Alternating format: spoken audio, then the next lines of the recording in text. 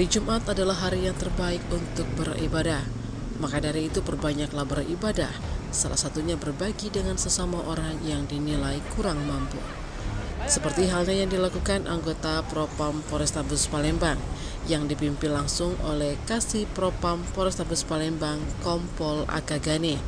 Anggota Propam Polrestabes Palembang membagikan nasi bungkus kepada masyarakat kurang mampu.